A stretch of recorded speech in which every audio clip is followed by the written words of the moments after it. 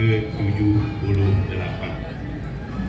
Izinkan saya mengaturkan Kertanjali Om Swastiastu.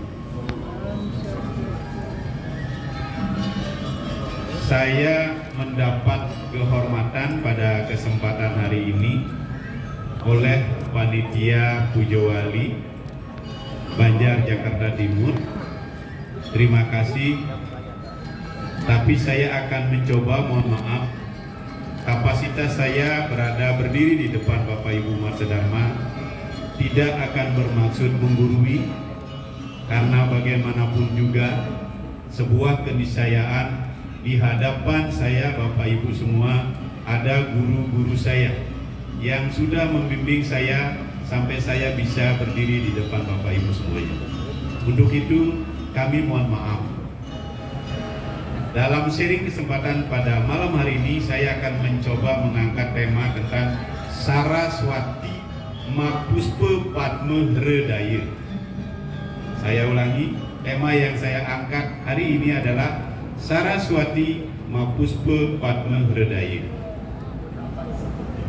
Ketika kita sebagai umat Hindu di seluruh Nusantara, kalau kita mengadopsi teologi tentang Siwa Siddhanta, konsep Siwa Tatu, bahwa konsep Siwa Tatu yang ada, yang kita afirmasi dalam kehidupan, bahwa sesungguhnya kita mengandung konsep tentang Paramasiwa, yang memang kalau kita berbicara Paramasiwa, memang kita tidak akan bisa pikiran kita menjangkau yang namanya Niracintya Rupa. Diturunkan kembali menjadi Sadasiwa yang barangkali sudah transenden, tapi masih arealnya ini masih tidak bisa kita pahami tentang pikiran kita. Diturunkan lagi oleh Tuhan yang bernama Siwa. Nah, Siwa disinilah wujud nyata yang dihadirkan oleh Tuhan ke bumi ini, yang kita saksikan bersama-sama dan kita mengaturkan bakti ke hadapan beliau sekarang. Kebetulan manifestasi Tuhan pada hari ini adalah turunnya ilmu pengetahuan. Siwa, Saraswati, dia satu, berbeda tapi satu. Bina ike, tunggal ike, tanhana dharma mangru. Jelas sekali ini konsepnya. Maka kalau konsep di dalam dunia ini adalah ruwa bineda, ada benar, ada salah, ada tinggi, ada rendah, ada cantik, ada ganteng dan lain sebagainya, ada hitam, ada putih, ruwa bineda. Kesemuanya ini melahirkan sebuah konsep penyatuan. Maka dari itu umat Hindu dimanapun yang berada di seluruh DKI Jakarta hadir bersama-sama untuk mengaturkan bakti ke hadapan Tuhan, yang sejatinya hari ini adalah hari perayaan ilmu pengetahuan suci yang bernama Saraswati. Saras mengalir dia dalam kehidupan. Ketika seseorang anak manusia yang mampu menelurkan sebuah kreativitas dalam kehidupan karena sudah diberikan anugerah oleh Tuhan yang bernama Saraswati, maka manusia tersebut akan mampu mengimplementasikan dirinya dalam kehidupan keharmonisan dalam dunia ini. Tiga kira-kira kalau kita mengambil konsep Siwa Siddhanta terkait dengan kondisi yang ada pada saat hari ini, tidak baik-baik saja, tetapi kita sebagai umat Hindu harus meyakini betul bahwa ketika kita sudah menghadapkan diri kepada Tuhan, maka kita akan mendapat kenyamanan, kesejahteraan, kebahagiaan. Kenapa demikian? Karena Tuhan sudah memberkati kita semua pada saat hari ini. Apakah ini harus terjadi pada saat ini saja? No. Tapi harus setiap hari ending kepada Tuhan. Oleh karena itu ketika konsep ini kita afirmasikan dalam kehidupan, maka sejatinya perilaku kita akan menjadi lebih mulia, akan menjadi lebih bijak, akan menjadi lebih wise. Kenapa demikian? Karena aliran Tuhan, aliran ilmu pengetahuan, orang akan menjadikan dia perilaku yang baik. Karena di dalam 3 kerangka dasar agama ini sudah jelas sekali diaturkan, dikondisikan yang bernama konsep tatu, konsep etika, moral, dan konsep ritual. Keduanya tadi saya sudah sampaikan terkait konsep teologi. Etikanya bagaimana? Bapak Ibu tadi dengan berbondong-bondong bersama keluarga hadir untuk mengaturkan bakti, dengan berduyun-duyun antri masuk Candi Bentang dengan begitu indahnya gitu. Tidak ada yang dorong-dorongan begitu. Ini kan menunjukkan bahwa kualitas umat Hindu yang di DKI Jakarta sudah mengadopsi tentang konsep 3 kerangka dasar yang saya sebutkan tadi. Etika moral, perilaku yang bijak, perilaku yang wise, bijaksana. Nah, terkait dengan kedua konsep teologi dan etika moral, maka akan menelurkan yang namanya ritual. Ritual inilah yang akan menelurkan konsep Satyam Siwam Sundaram. Satyam adalah kebenaran, Siwam adalah kesucian, Sundaram adalah keindahan. Apa yang Bapak Ibu lihat di depan kita? Begitu indah bukan? Luar biasa Bapak Ibu. Ketika umat manusia yang bernama Hindu selalu eling, selalu melakukan ritual-ritual yang memang sudah diajarkan di dalam nilai-nilai ajaran agama Hindu dan diimplementasikan oleh seluruh umat Hindu yang berada di seluruh Nusantara. Nah, oleh karena itu saya ingin mengafirmasi terkait dengan konsep tentang Saraswati Mapuspa Padma Redaya. Saya buka kerpekan. Kalau dulu saya diajarkan oleh orang tua di rumah itu ngambil keropak untuk kawin, untuk menggigitaan. Tapi saya akan coba menghidupkan, mudah-mudahan suaranya masih bagus.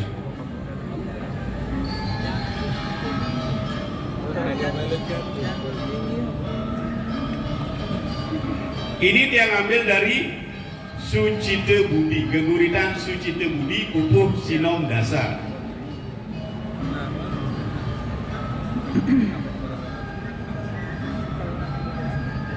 Jana kering meru sarira kasti tiang maha suci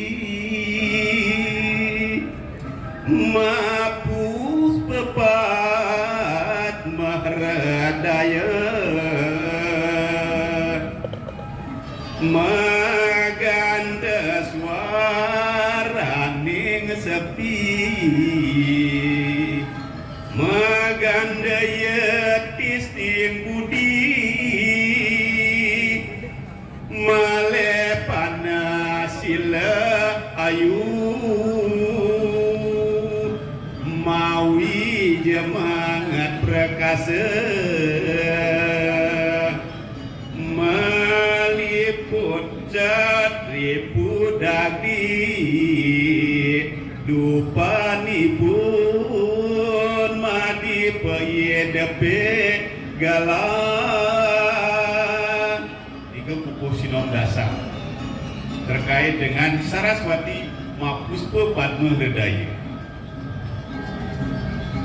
Yang coba menerjemahkan, karena niki banyak adik-adik kita anak-anak milenial zaman kekinian yang coba terjemahkan dalam konteks kekinian.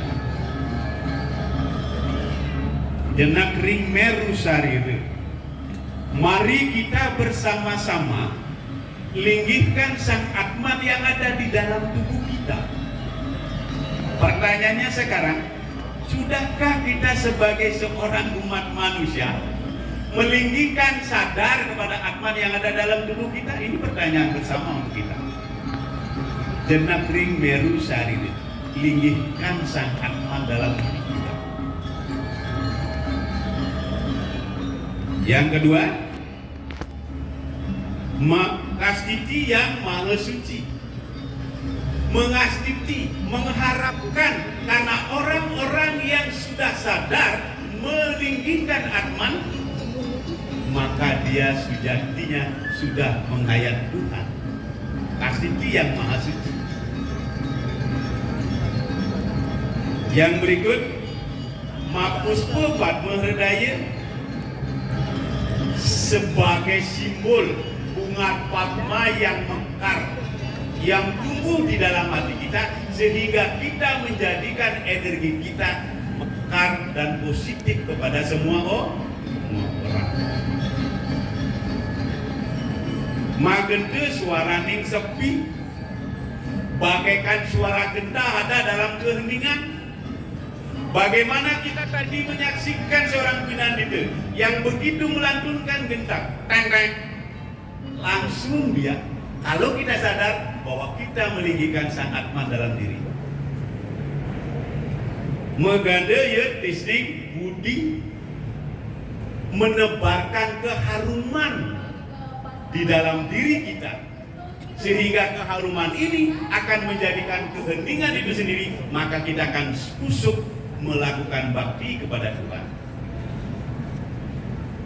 Male pane sila hayu, orang-orang yang sadar sudah melakukan perbuatan mendudukkan Atman di dalam dirinya, dia akan berperilaku baik dalam kehidupan. Male pane sila hayu, tidak akan pernah menyimpang dalam kehidupan, karena dia sudah sadar meninggikan Atman Sang Jyotir dalam dirinya. Mawija mengat perkasa, bija ini benih yang harus ditanamkan dalam diri kita agar kita selalu eling dan waspada.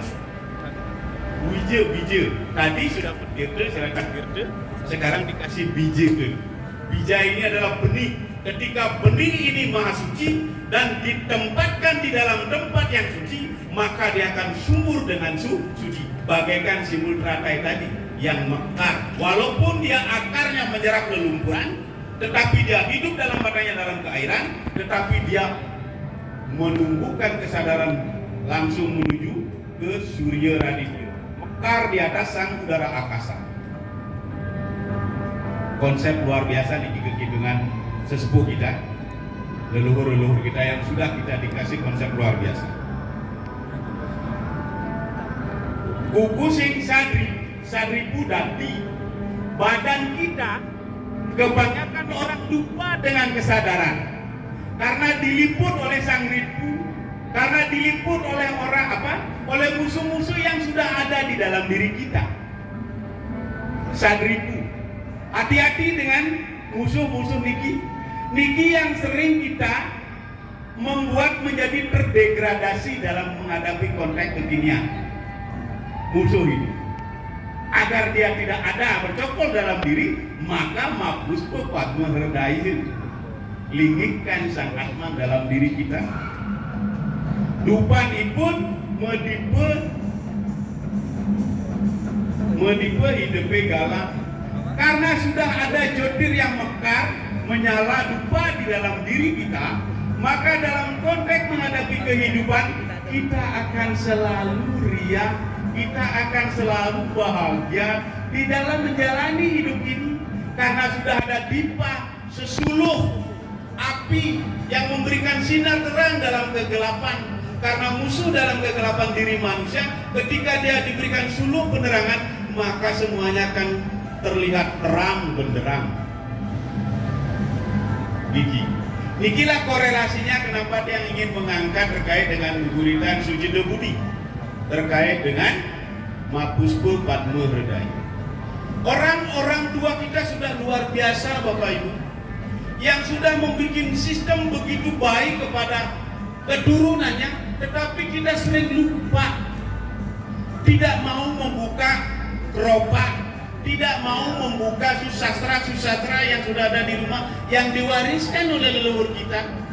Kenapa kita dalam konteks perayaan Saraswati kita tidak membuka keropak itu, hanya diberikan sesajen, hanya diberikan dupa selesai sudah?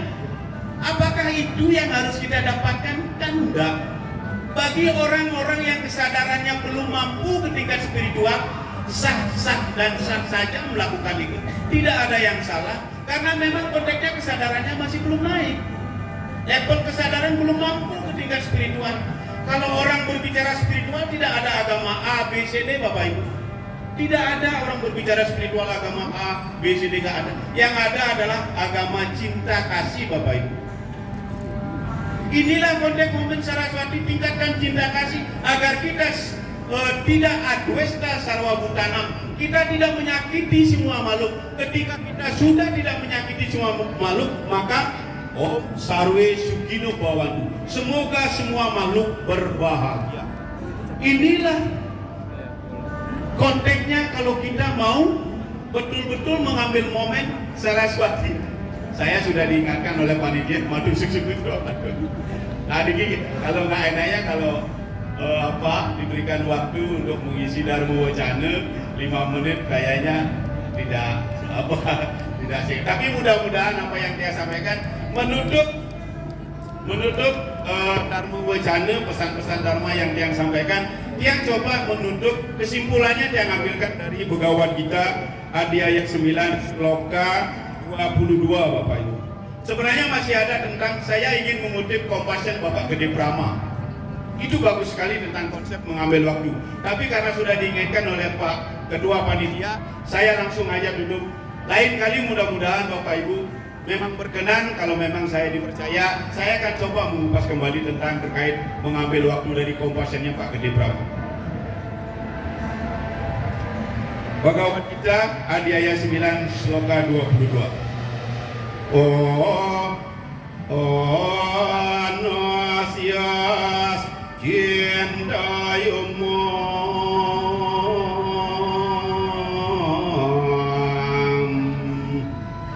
Yojana